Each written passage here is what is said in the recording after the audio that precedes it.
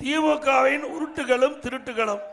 Stalin model அரசு zero model அரசு. திராவிட முன்னேற்ற கழக தேர்தல் அறிக்கையில் குறிப்பிட்டிருக்காங்க. இந்த சட்டமன்ற தொகுதியில் சங்கரன் கோயில் ஜவுளி பூங்கா அமைக்கப்பட்டிருக்காங்க. அமைச்சாங்களா?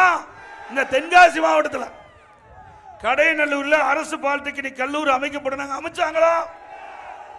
தென்காசியில் அரசு சட்டக்கல்லூரி அமைக்கப்பட்டாங்க. அமைச்சாங்களா?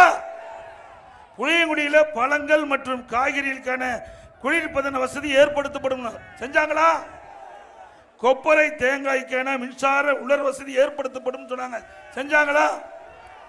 தென்காசியில் சிறப்பு பொருளாதார மண்டலம் அமைக்கப்பட்டாங்க. அமைச்சாங்களா? எங்க தென்காசியில் புதிய அரசு மருத்துவக் கல்லூரி அமைக்கப்பட்டாங்க. அமைச்சாங்களா? தென்காசியில் மாம்பழச்சாறு உற்பத்தி நிலையம் மற்றும் எலுமிச்சை பதப்படுத்தும் தொழிற்சாலை அமைக்கப்பட்டாங்க. அமைச்சாங்களா?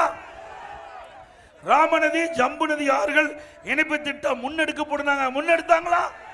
அதை கைவிட்டுட்டாங்க. தென்காசியில் அரசு வனக்கல்லூரி அமைக்கப்படும். அமைச்சாங்களா? அப்ப 10க்கு 0 தானே, 10க்கு 0.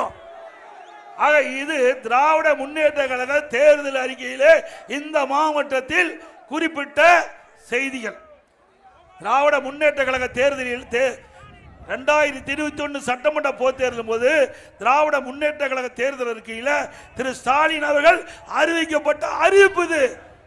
ஏன்னா நாங்க சொன்ன எடப்பாடி பழனிசாமி பஸ்ல போய் பொய்யா பேசிட்டு சொல்றாரு. அதுதான் நாங்களே அச்சடிச்சு முன்னு காட்டுறோம். உண்மைதானது? நான் சொன்னதெல்லாம் திமுக தேர்தல் அறிக்கையில் இடம்பெற்றிருக்குது. அதை செய்யாத அரசு தொடர வேண்டுமா?